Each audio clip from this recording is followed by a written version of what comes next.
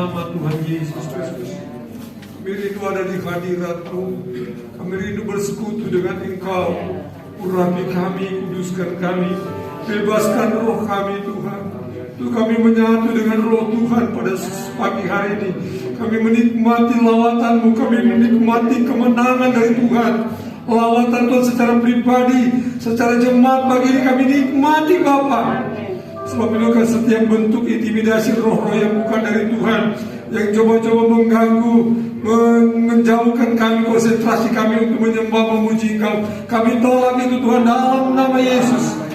Biar Roh Kudus yang mengambil alih pekerjaan pagi ini, dari permulaan pertengahan sampai tamatnya. Urapi setiap kami pelayan-pelayan tim musik yang ada, singer, luar kolektan, asar. Kami semua jemaat diurapi oleh Tuhan. Kami memulaikan Tuhan, dan kami mau tabiskan kebaktian pagi ini hanya di dalam nama Bapa, Putra dan Roh Kudus, yaitu di dalam nama Tuhan Yesus Kristus. Setiap kita yang siap memuji Tuhan berkata, berikan kepada Tuhan Yesus. Haleluya. Silakan dulu Bapak Ibu. Bukan kebetulan kami pelan-pelan Tuhan pakai baju merah ya. Ini momen kemerdekaan. Tapi ada satu yang menjadi momen saya yang tidak terlupakan sendiri. Di HUT kemerdekaan tahun ini, itu saya boleh merasakan benar-benar merdeka. 6 tahun saya mengalami intimidasi. Mungkin Bapak Ibu sudah dengar semua. Saya mengalami penganiayaan, saya mengalami intimidasi secara fisik, juga secara mental. Dan tahun 2019 kemarin, saya mau dihabisi, saya mau dibunuh. Ya, saya bilang hanya Tuhan yang membela saya. Bukan itu saja Bapak Ibu, tidak puas dengan itu, saya singkat cerita, saya dilaporkan ke Polda Jabar. Tahun 2021 di SP3 karena tidak terbukti apa yang mereka tuduhkan ke saya. Clear. Belum puas sampai begitu Bapak Ibu. Tahun 2021 saya kembali dilaporkan lagi ke Mabes. Dengan kata itu, secara manusia saya takut. Saya bilang, Tuhan, ini perperangan saya. Setiap malam, setiap pagi waktu kami berkumpul, kami sebut nama orang yang berusaha menjatuhkan saya. Dan terakhir hari Kamis kemarin, Bapak Ibu, saya kembali diminta keterangan. Saya bilang sama istri saya, bantu saya dengan doa. Saya juga sehari-hari minta tolong beliau ke, dan saya percaya jemaat semua juga sudah bantu saya dalam doa. Saya terima kasih. Ibu An juga suka nanya gimana kamu sudah beres itu? Aku bilang belum kan, masih berjalan. Hari Kamis kemarin saya mendengar kabar yang menggembirakan Bapak Ibu, kasus saya ditutup karena saya tidak terbukti melakukan apa yang mereka tuduhkan. Dan saya belajar untuk tidak membalas. Terlebih Tuhan ajar saya mengampuni. Itu saya bilang, setiap diminta keterangan sebut nama Yesus. Saya bilang dalam nama Yesus, dalam hati dalam nama Yesus. Setiap kali saya diminta keterangan, saya bilang dalam nama Yesus. Karena saya percaya kalau tahun 2016 Tuhan sudah tolong saya sampai dengan saat ini pun, saya percaya pertolongan Tuhan tidak terlepas. Dan saya dapat kabar, saya bilang sama itu saya, puji Tuhan, kasus sudah dihentikan karena tidak terdapat kesalahan pada diri saya. Saya menangis saya di dalam telepon. Saya percaya itu adalah kemurahan Tuhan. Dan ada satu cerita yang mungkin terlewatkan Bapak Ibu. Waktu saya diintimidasi oleh preman-preman mereka dari NTT, satu mobil dengan saya setel lagu rohani. Apa yang mereka lakukan Bapak Ibu? Mereka ikut nyanyi lagu rohani. Jadi jangan kira di dalam gereja itu tidak ada iblis. Ada Bapak Ibu. Mereka bisa menyanyi lagu rohani, tapi hati mereka ada iblis yang merasuki. Dan pertolongan yang tidak terduga saya alami. Ternyata yang membela saya itu bukan lain, tapi dari penyidik yang selama ini menekan saya. Sampai dia bilang sama saya, Pastor, saya dituduh kalau saya menerima sesuatu dari pasien, sini uang. Padahal satu peser pun saya tidak mengeluarkan uang untuk itu. Karena saya mau berjalan dengan iman saya bahwa Tuhan pasti membela saya. Sampai handphonenya si penyidik itu diambil sama fotografer perkara itu kompres semua. Pikirannya ada cat yang berisi sesuatu yang mencurigakan. Ternyata tidak ada. Karena saya memang tidak pernah menyuap polisi. Karena saya percaya Tuhan yang sudah menggerakkan, yang tidak terpikirkan oleh saya sekalipun. Haleluya. Saya percaya Tuhan yang sama, Tuhan yang saya sembah, Tuhan yang Bapak Ibu Saudara sembah juga. Pergumulan kita berbeda, tapi Tuhan kita sama, Yesus. Haleluya. Mari Bapak Ibu, saya undang kita berdiri, kita akan pujian Indonesia untuk Tuhan. Tuhan ada di hati, Indonesia di hatinya Tuhan. Oh haleluya Yesus.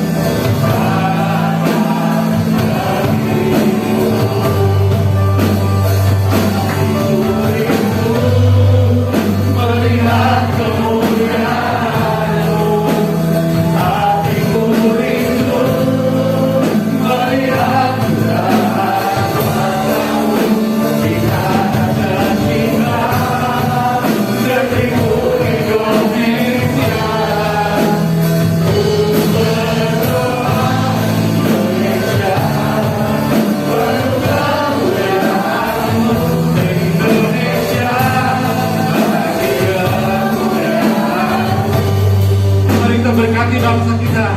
Haleluya.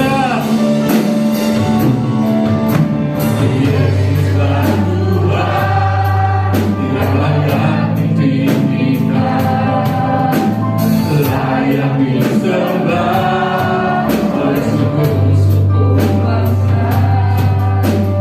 Dengan darah-Mu Engkau telah tebus dosa-Mu. Genapi Tuhan,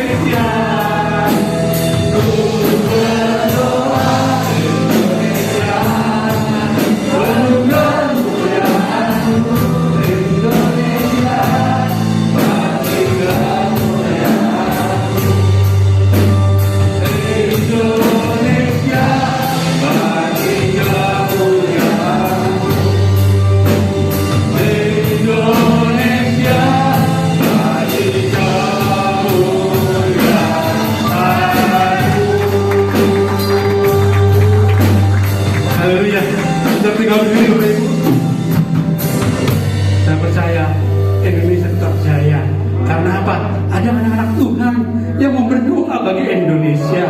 Haleluya. Haleluya. Marilah bersorak-sorai umatnya Tuhan. Haleluya. Amin.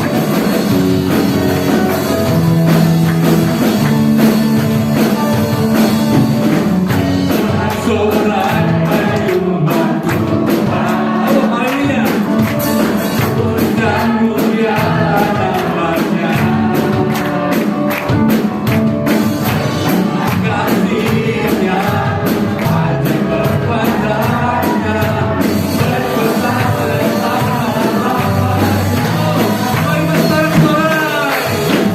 sorak-sorai dari Tuhan. Oh, amin. Dan mulia namanya. Sama kasihnya ada kepadanya, berkuasa selama-lamanya. Bagi Dia yang memerintah, Dia layak terima segala pujian. Bagi Dia yang bertata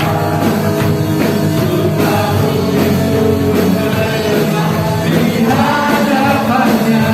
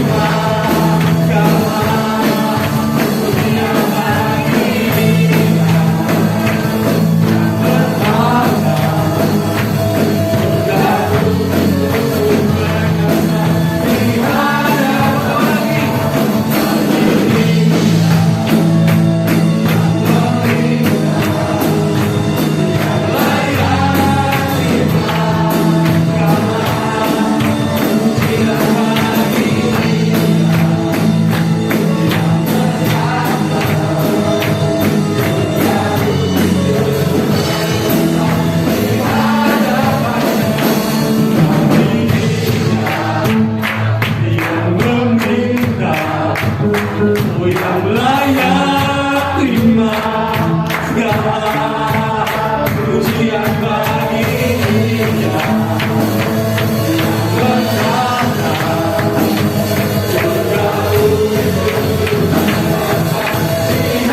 hadapannya.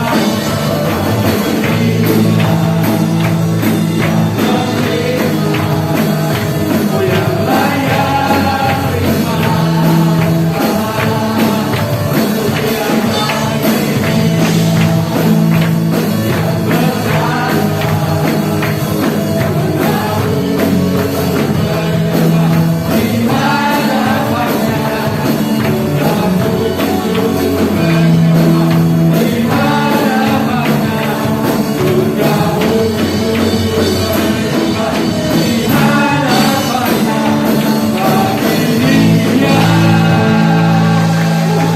Dia yang kemuliaan dan kehormatan. Sekarang itu Bapak Ibu, kita akan mengatakan persembahan pertama. Kita berdoa, Tuhan, terima kasih. Pagi hari ini kami diberi kesempatan untuk memberikan untuk pekerjaan-Mu di tempat ini. Memberi dengan sukacita dan penuh dengan kerelaan.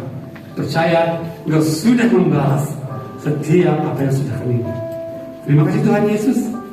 Kami mengucap syukur, haleluya. Amin. Semua dijalankan. Kita mau katakan bahwa Yesus itu baik bukan kata orang, tapi kita mengalami sendiri bahwa Tuhan Yesus itu baik.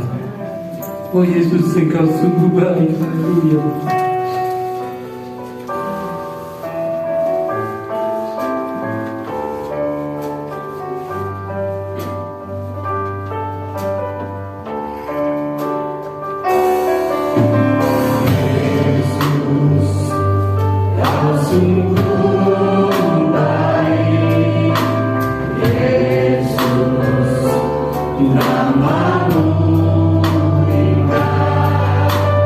Yesus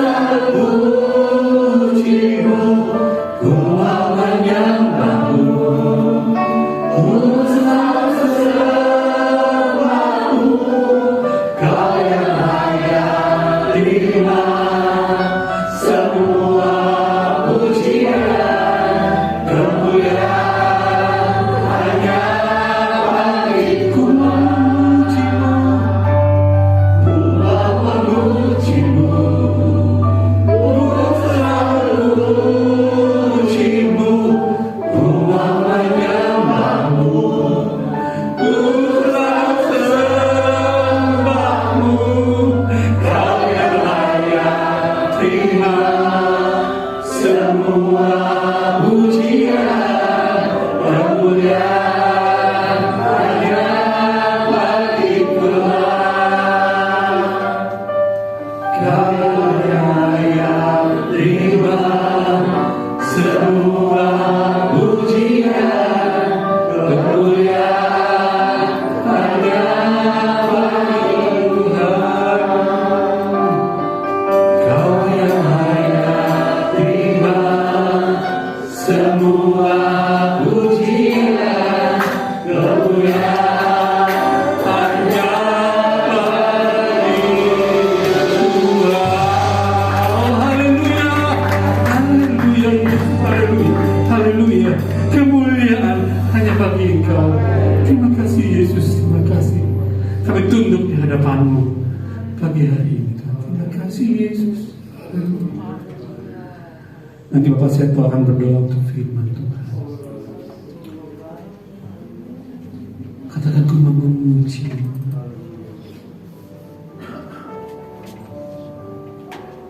Ku mau memuji-Mu, ku selalu memuji-Mu, ku mau menyembah-Mu, ku selalu sembah-Mu. Kau yang hanya terima semua pujian, kemuliaan hanya bagi Tuhan.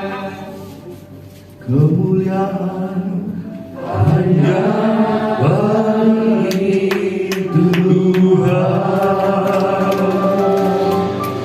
Tuhan sudah berikan kemuliaan bagi kami semua. Kau mati di atas kayu salib, korban bagi kami, dan kami peroleh kemuliaan sampai hari ini, bahkan selama-lamanya. Tuhan, kami tinggal menjaga kemuliaan ini dengan melakukan kebenaran firman. Oleh sebab itu, Roh Kudus bantu kami, beri kami kekuatan saat ini untuk kami mendengarkan, merenungkan kebenaran firman Tuhan.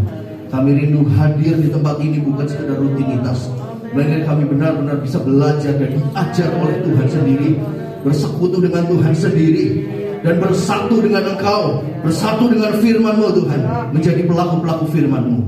Terima kasih Bapa, terima kasih Roh Kudus yang sudah mempermuliakan Engkau lewat pujian kami. Berkati hamba-hamba-Mu yang sudah ambil bagian dalam pelayanan pada pagi hari ini, dan kami percaya hamba-Mu secara khusus akan menyatakan isi hati Tuhan. Sebab itu pakai dia Tuhan, kuasa urapan-Mu Tuhan, menyatakan kehendak-Mu atas hidup kami. Kami siap di dalam nama Tuhan Yesus. Haleluya. Amin. Puji Tuhan. Pemberitaan firman Tuhan akan dibawakan oleh Bapak Pendeta Mairo. Waktu dan tempat saya persilakan.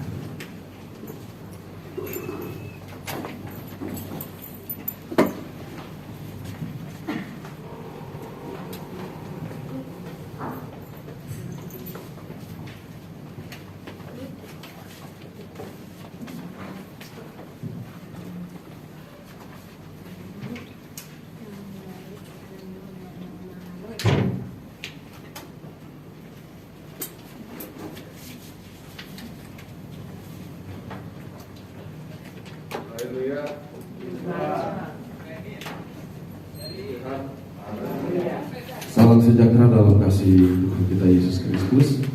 Kita bersyukur kepada Tuhan buat waktu dan kesempatan yang indah yang Tuhan boleh berikan kepada kita semua. Pagi hari ini kita boleh berada di rumah Tuhan untuk kita sama-sama menikmati berkat-berkat Tuhan. Puji Tuhan, terima kasih kepada Bapak Ibu Gembala yang sudah memberikan kepercayaan kepada kami untuk menyampaikan kebenaran firman Tuhan kepada kita semua pada pagi hari ini. Mari saya mengajak kita semua membuka Alkitab kita di dalam Ibrani pasalnya yang ketiga, di ayatnya yang ke-14.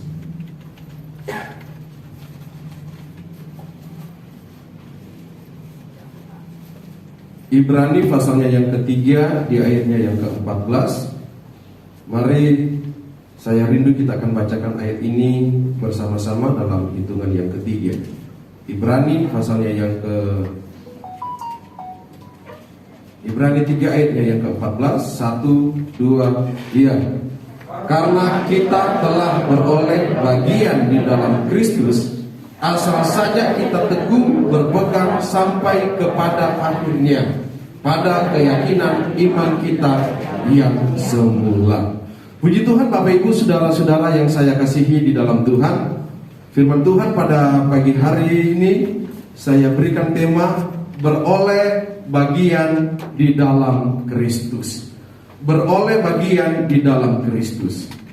Beroleh bagian di dalam Kristus artinya kita menerima porsi. Menerima porsi artinya yang menjadi tanggung jawab yang harus dikerjakan. Di mana pada hari kemarin kita merayakan hari kemerdekaan Indonesia. Dan sebagai orang-orang yang percaya, saya percaya kita semua sudah dimerdekakan oleh darah Yesus. Amin. Kita sudah dimerdekakan oleh darah Yesus sehingga kita menjadi miliknya Tuhan. Sebagai bangsa yang sudah merdeka, tentunya kita harus mengisi kemerdekaan itu dengan hal-hal di mana kita membangun bangsa ini menjadi bangsa yang lebih baik. Artinya ada tugas, ada tanggung jawab yang harus kita kerjakan sebagai anak-anak bangsa. Dan sebagai orang-orang yang percaya, orang-orang yang sudah dimerdekakan oleh Tuhan, tentunya Tuhan memberikan tanggung jawab di dalam kehidupan kita. Bukan berarti kita sudah dimerdekakan sehingga kita tidak kita menjadi orang yang bermasa bodoh. Tetapi kita dimerdekakan oleh Tuhan dari setiap dosa dan pelanggaran kita, dan kita menjadi miliknya Tuhan. Kita menjadi miliknya Tuhan, maka ada tanggung jawab yang harus kita kerjakan di dalam kehidupan kekristenan kita. Nah, ayat ini menceritakan tentang bagaimana bangsa Israel ketika mereka dibebaskan, ketika mereka dimerdekakan dari perbudakan bangsa Mesir, menuju ke satu tempat yang sudah dijanjikan oleh Tuhan kepada umat-umat Tuhan pada waktu itu. Tetapi saudara-saudara yang saya kasihi di dalam Tuhan, ketika mereka dibebaskan, ketika mereka dimerdekakan oleh Tuhan, keluar dari tanah perbudakan, firman Allah berkata bahwa ada tanggung jawab yang harus mereka jalani. Ada tanggung jawab yang harus mereka kerjakan di dalam kehidupan mereka. Nah, saudara-saudara yang saya kasihi di dalam Tuhan, setiap kita diberikan bagian atau tanggung jawab yang berbeda-beda oleh Tuhan yang harus kita kerjakan di dalam kehidupan kita. Di dalam keluarga kita punya tanggung jawab. Di dalam pekerjaan, di sana juga kita punya tanggung jawab. Bahkan di dalam gereja, di dalam kita mengiring Tuhan, kita sudah diberikan porsi masing-masing oleh Tuhan, tanggung jawab masing-masing oleh Tuhan untuk kita kerjakan. Amin. Sebagai seorang gembala, dia punya tanggung jawab untuk mengerjakan apa yang Tuhan sudah percayakan di dalam kehidupannya. Sebagai anak-anak Tuhan, pribadi kita lepas pribadi, ada tanggung jawab yang Tuhan sudah berikan kepada kita yang harus kita kerjakan di dalam kehidupan ini. Amin. Nah, setiap bagian atau tanggung jawab yang kita kerjakan itu akan membawa kita untuk kita menerima janji Tuhan. Kalau kita lihat bangsa Israel, kalau kita lihat dari ayat-ayat ini, di mana bangsa Israel tidak diizinkan oleh Tuhan untuk mereka masuk ke tanah perjanjian, tanah yang dijanjikan oleh Tuhan, karena mereka gagal mengerjakan tanggung jawab yang Tuhan percayakan di dalam kehidupan mereka. Jadi saudara-saudara yang saya kasihi di dalam kasih Tuhan, setiap tanggung jawab, setiap bagian tanggung jawab yang Tuhan berikan, yang Tuhan percayakan di dalam kehidupan kita, itu akan membawa kita menerima janji-janji Tuhan. Yang setuju katakan amin.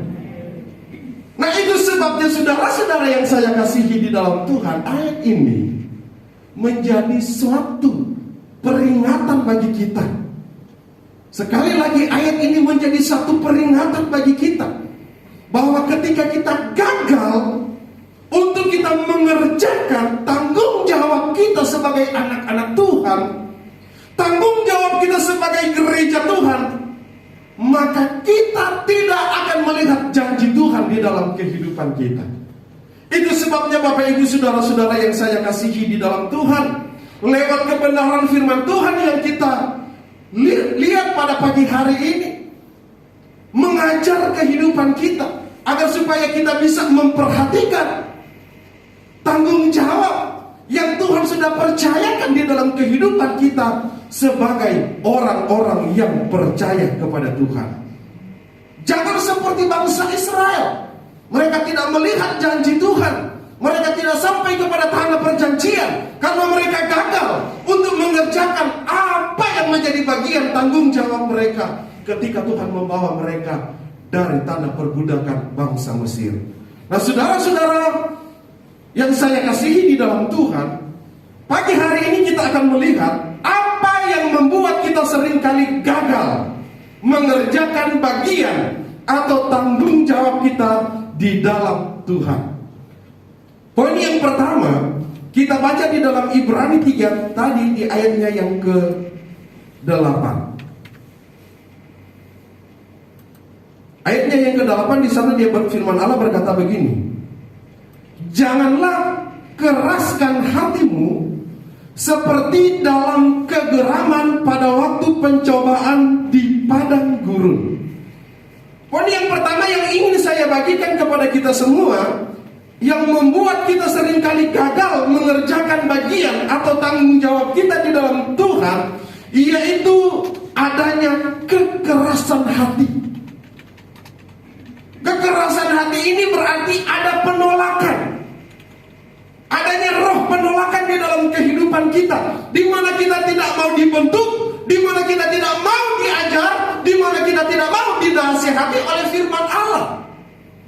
Nah, ini yang terjadi di tengah-tengah bangsa Israel.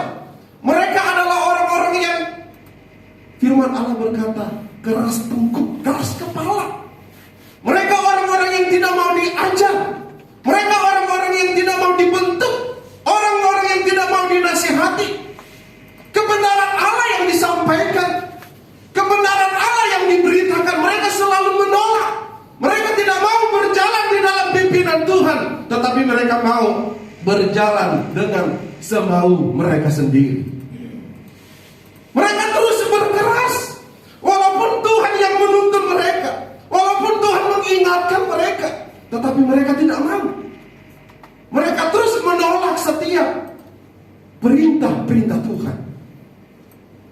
Mereka terus mengeraskan hati mereka, tidak mau dibentuk oleh kebenaran firman Allah, tidak mau dinasihati, tidak mau diajar oleh kebenaran firman Allah, sehingga mereka menjadi orang yang gagal untuk masuk ke tanah perjanjian. Walaupun firman Allah berkata mereka sudah dibebaskan, mereka sudah dimerdekakan dari tanah perbudakan, tetapi mereka gagal. Karena apa? Karena kekerasan hati mereka. Saudara-saudara yang saya kasihi di dalam Tuhan, kalau kita ingin melihat janji Tuhan, jangan pernah engkau keraskan hatimu. Amin. Amin. Ketika kebenaran firman Tuhan diberitakan, ketika kebenaran firman Tuhan disampaikan, jangan sampai ada roh penolakan. Jangan sampai kita menolak kebenaran firman Tuhan. Wah, firman Tuhan ini terlalu keras. Firman Tuhan ini mengena di hati saya. Oh, saya nggak bisa terima. Bukankah firman Allah itu untuk menegur? Bukankah firman Allah itu untuk mengingatkan? Bukankah firman Allah itu untuk mengajar kehidupan kita, agar supaya kita menjadi anak-anak Tuhan yang lebih baik lagi di hadapan Tuhan? Yang setuju katakan amin. Jadi kebenaran firman Allah itu diberikan, tujuannya apa? supaya kita menjadi orang yang lebih baik. Bukankah firman Allah berkata kita ini adalah orang yang berdosa? Kita ini orang berdosa. Tetapi karena Yesus sudah mengorbankan dirinya, kita dimerdekakan. Jadi sebagai orang yang berdosa, otomatis cenderung kita itu akan melakukan dosa. Walaupun kita sudah dimerdekakan, tapi kita akan cenderung untuk melakukan dosa. Karena adanya intimidasi, karena adanya godaan. Jadi supaya kita dihindarkan dari dosa, dari segala intimidasi, kita butuh firman. Yang setuju katakan amin. Kita butuh firman. Karena firman inilah yang mengingatkan kita. Firman inilah yang menjadi fondasi bagi kita untuk kita tetap berdiri teguh di dalam Tuhan. Itu sebabnya ketika engkau dinasihati, ketika engkau diingatkan, jangan pernah engkau keraskan hatimu. Tetapi sekeras apapun firman itu datang, engkau berkata, terima kasih Tuhan, engkau sudah mengingatkan kami. Terima kasih Tuhan, engkau sedang mengajar kami. Terima kasih Tuhan, engkau sedang membentuk kami menjadi orang-orang yang lebih lagi di dalam Tuhan. Bukankah firman Allah berkata kita akan disempurnakan? Karena orang-orang yang akan masuk di dalam kerajaan surga, orang-orang yang masuk di tanah perjanjian Allah adalah orang-orang yang sudah disempurnakan oleh Tuhan. Nah, bagaimana kita menjadi orang yang sempurna kalau kita enggak mau dibentuk, kita enggak mau dinasihati oleh Allah? Bagaimana kita dibentuk sedangkan hidup kita selalu ada penolakan? Kita terus menolak setiap didikan Tuhan. Kita terus menolak setiap ajaran-ajaran Tuhan di dalam kehidupan kita. Bagaimana kita menjadi orang yang lebih baik? Itu sebabnya saudara-saudara yang saya kasihi di dalam Tuhan, jangan pernah kita keraskan hati kita. Jangan pernah kita keraskan hati kita. Amin. Jangan pernah kita keraskan hati kita. Amin. Tetapi mari kita buka hati kita untuk Tuhan. Kita berkata, Tuhan, aku siap dibentuk oleh Tuhan. Tuhan, aku siap untuk diajar oleh Tuhan, untuk menjadi pribadi yang lebih baik dan berkenan di hadapan Tuhan. Yang kedua, di ayatnya yang ke-10 sampai ayatnya yang ke-11. Di sana firman Allah berkata begini, itulah sebabnya aku murka kepada angkatan itu dan berkata, selalu mereka sesat hati dan mereka tidak mengenal jalanku, sehingga aku bersumpah dalam murkaku, mereka takkan masuk ke tempat perhentianku. Yang kedua yang kita lihat di sini, yang membuat kita seringkali gagal mengerjakan bagian atau tanggung jawab kita di dalam Kristus, karena kita sesat hati. Sesat hati artinya kita menyimpang dari kebenaran. Sesat hati artinya kita berjalan di jalan yang salah atau kita hidup di luar Tuhan. Sesat hati artinya kita merasa benar walaupun kita sudah berbuat kesalahan. Kita sudah merasa diri benar walaupun kita sudah berbuat salah. Orang yang sesat hati artinya orang yang tidak mau berjalan di dalam pimpinan Tuhan. Orang yang tidak mau berjalan di dalam kebenaran Allah. Saudara-saudara yang saya kasihi di dalam Tuhan, bukankah ketika bangsa ini merdeka, ada aturan yang harus kita kerjakan? Ada aturan yang harus kita lakukan di dalam kehidupan kita. Ketika kita melanggar aturan itu tentunya ada hukumannya. Begitu juga dengan hidup kekristenan kita. Ketika kita dimerdekakan oleh Tuhan, ketika kita dibebaskan oleh darah Yesus, ada aturan-aturan yang Tuhan taruh di dalam kehidupan kita agar supaya kita berjalan di dalam aturannya Tuhan. Amin. Kita berjalan di dalam Tuhan, jangan kita berjalan di luar Tuhan semaunya kita. Hidup di dalam dosa, padahal kita sudah dimerdekakan oleh Tuhan. Tetapi firman Allah berkata, janganlah kita sesat hati. Janganlah kita menyimpang daripada kebenaran Allah. Tetapi marilah kebenaran Allah itu selalu ada di dalam kehidupan kita. Dan biarlah kebenaran itu yang akan menuntun kita untuk kita tetap berjalan di dalam Tuhan. Sehingga ketika kita berjalan di dalam Tuhan, ketika kita berjalan di dalam kebenaran Allah, mungkin hal itu adalah sesuatu yang sangat menyakitkan secara kedagingan kita. Tetapi yang harus kita ingat bahwa jalan Tuhan itu akan membawa kita kepada kemenangan yang luar biasa. Amin. Jalan Tuhan itu akan membawa kita kepada kebahagiaan. Jalan Tuhan itu akan membawa kita kepada janji-janji Tuhan. Itu yang harus kita tanam di dalam hati kita. Jangan kita menjadi orang-orang yang sesat hati, berjalan semaunya kita, berjalan dengan seperti orang yang tidak punya aturan. Saudara lihat orang yang gak punya aturan gimana keberadaan hidup mereka. Kacau. Orang yang tidak punya aturan itu pasti kacau. Di dalam satu organisasi, di dalam satu kelembagaan, bahkan di tengah-tengah kita menjalankan di dalam kepemerintahan bangsa, selalu ada aturan. Kalau tidak ada aturan itu pasti kacau. Dan Tuhan tidak mau kekacauan itu terjadi bagi kita sebagai orang percaya. Amin. Itu sebabnya Tuhan memberikan aturan untuk kita harus taati. Itu sebabnya jangan kita sesat hati. Yang ketiga kita baca di dalam ayatnya yang ke-18. Ayat 18 di sana firman Allah berkata begini. Dan siapakah yang telah ia sumpahi bahwa mereka takkan masuk ke tempat perhentiannya? Bukankah mereka yang tidak taat? Hal yang ketiga yang kita lihat di sini, bahwa yang membuat kita seringkali gagal mengerjakan atau bagian tanggung jawab kita di dalam Kristus, yaitu ketidaktaatan kita.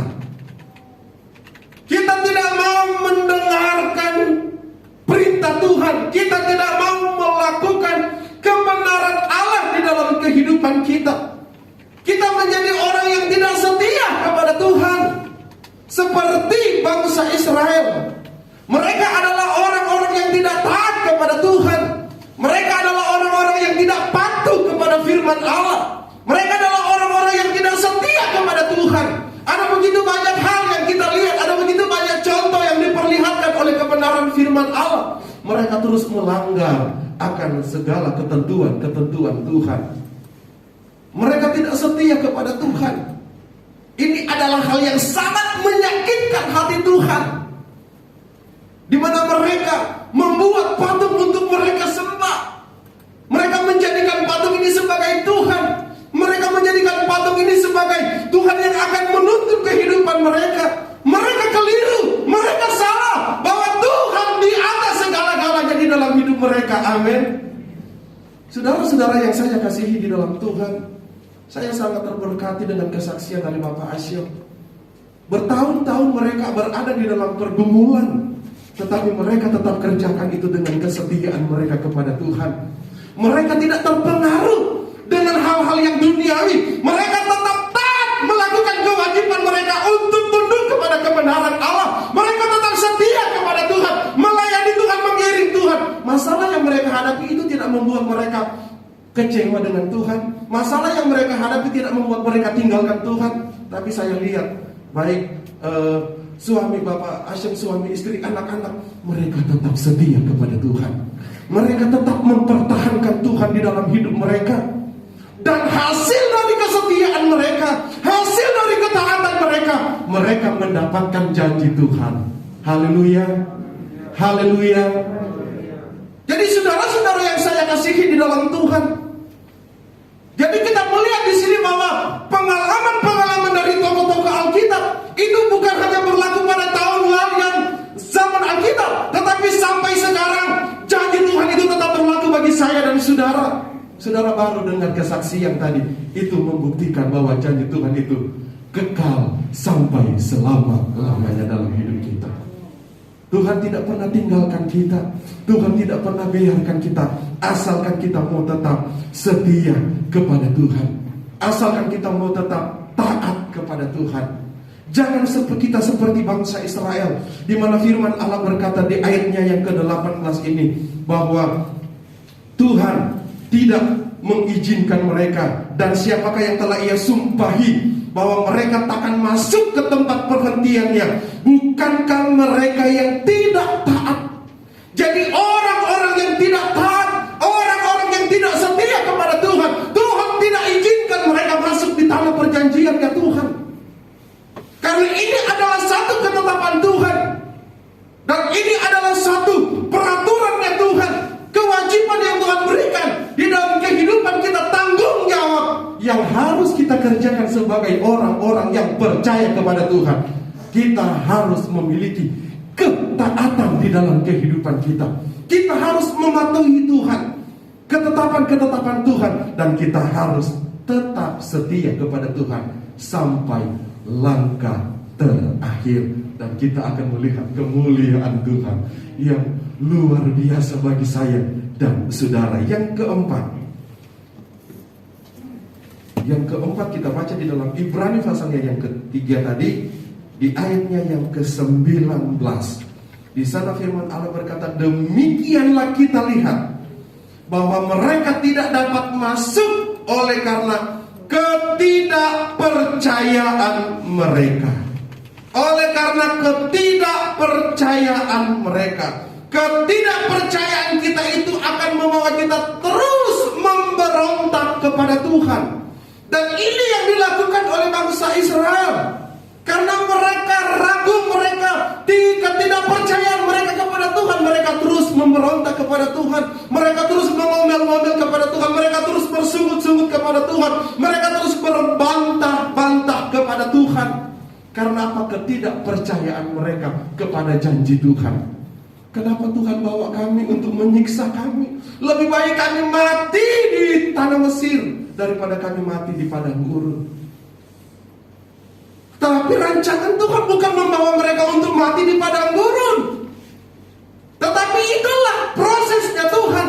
Itulah bagian tanggung jawab yang harus mereka kerjakan di dalam Tuhan. Tetapi mereka mulai bersungut-sungut kepada Tuhan. Mereka mulai memberontak kepada Tuhan. Kenapa?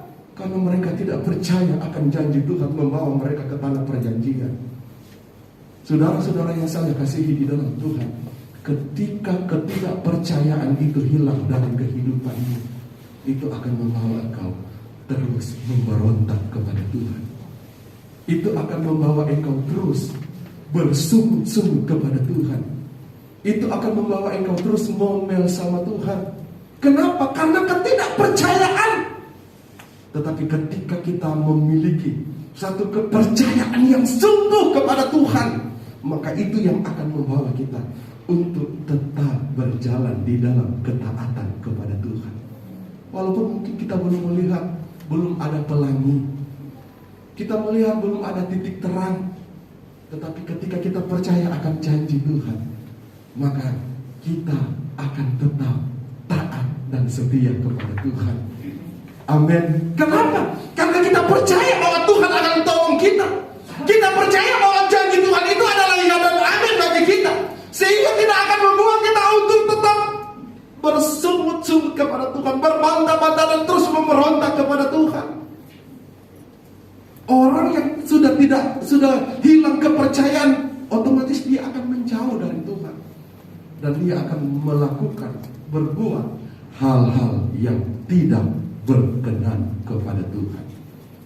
Nah, ketika hal ini terjadi di dalam kehidupan kita sebagai anak-anak Tuhan, sebagai gereja Tuhan, jangan harap kita akan sampai kepada tanah perjanjian Tuhan, yaitu kerajaan surga yang tinggal kekal untuk selama-lamanya.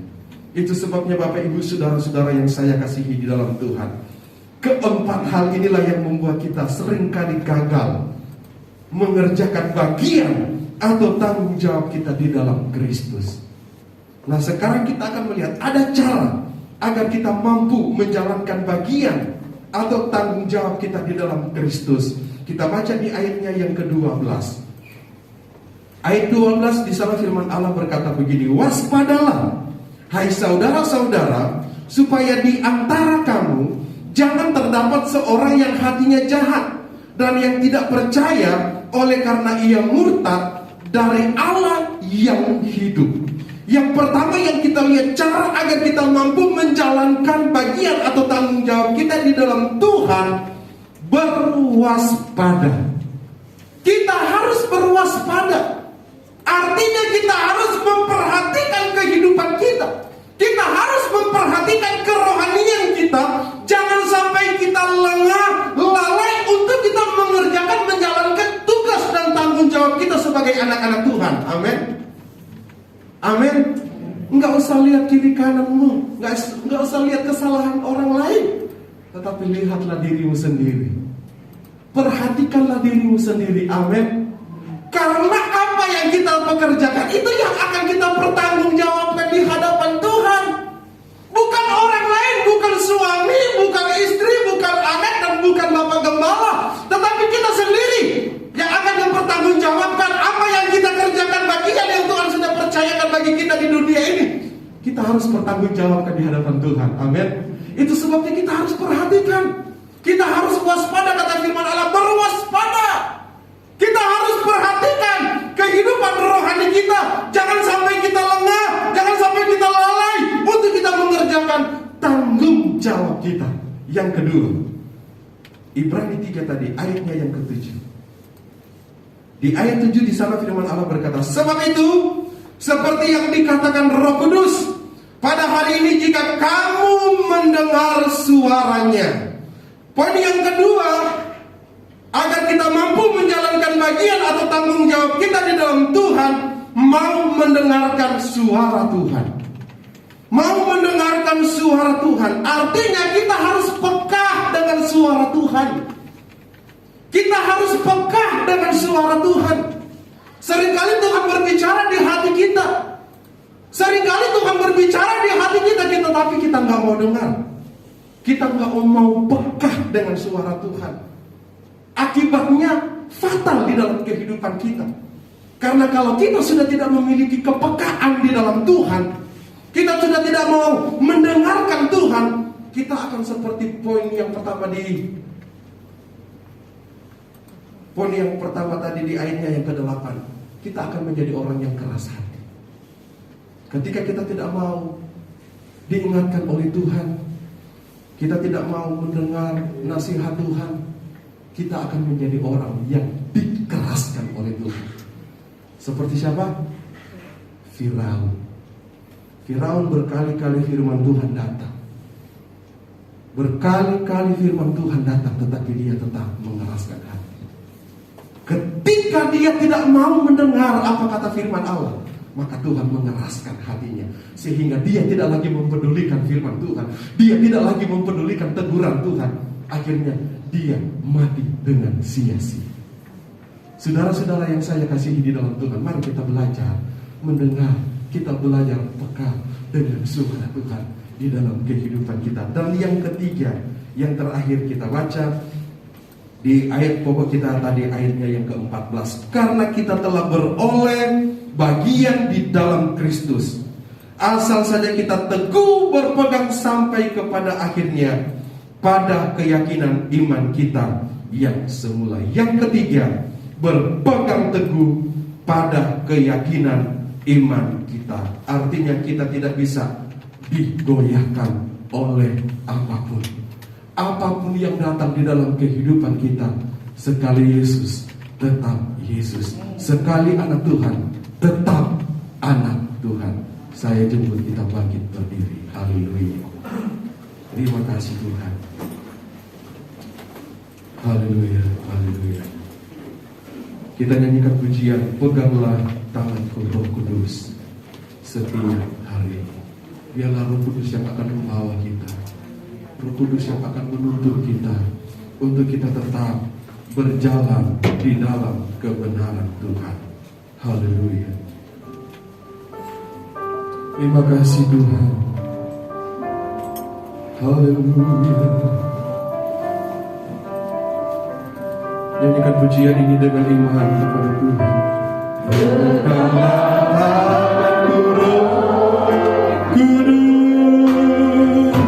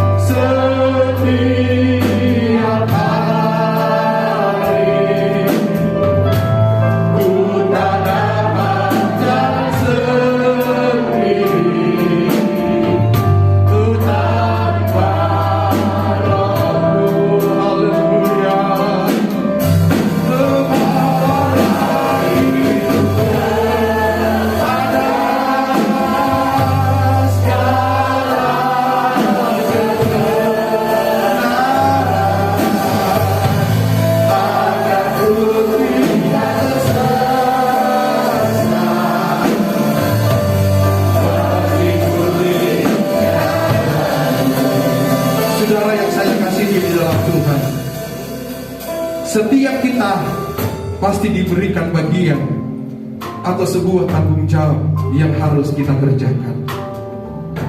Bagian kita akan selalu berbeda dengan bagian yang Tuhan berikan kepada orang lain. Tuhan memberikan kepada kita sebuah tanggung jawab yang sesuai kemampuan kita. Untuk itu saya mengatakan, jangan keraskan hatimu. Haleluya. Jauhkan dari hati yang sesat. Buang ketidaktaatan dan ketidakpercayaan kita kepada Tuhan. Tetapi mari kita selalu berwaspada, mau mendengarkan suara Tuhan, bukan dengan suara Tuhan, tetap percaya kepada Tuhan. Maka kita akan melihat janji-janji Tuhan di dalam kehidupan saya dan saudara. Itu sebabnya mari engkau angkat tanganmu di hadapan Tuhan. Engkau berkata, Tuhan mampukan kami Tuhan. Kami tidak mau seperti bangsa Israel. Mereka tidak melihat janji Tuhan. Mereka tidak diizinkan oleh Tuhan masuk ke tanah perjanjian. Ya Rabbana saudara yang haleluya, haleluya. Katakan, peganglah tanganku Roh Kudus. Peganglah tanganku Roh Kudus. Bawalah kami kepada seluruh kebenaran-Mu. Haleluya. Haleluya, haleluya. Jalan sendiri.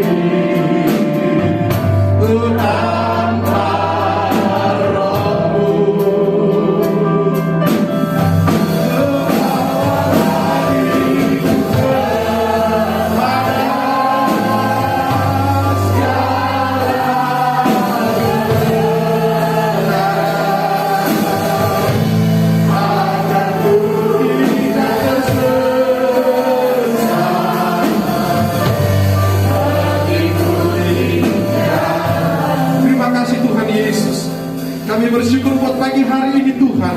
Kebenaran firman Allah kembali datang di dalam kehidupan kami, mengingatkan kami Tuhan, agar supaya kami mau mengerjakan bagian atau tanggung jawab yang Tuhan sudah percayakan di dalam kehidupan kami. Itu sebabnya Tuhan, doa kami kepadamu, biarlah Roh Kudus pegang tangan kami, sehingga kami bukan menjadi orang-orang yang keras hati. Kami menjauhkan hati kami dari yang sesat. Kami membuang ketidakpercayaan kami.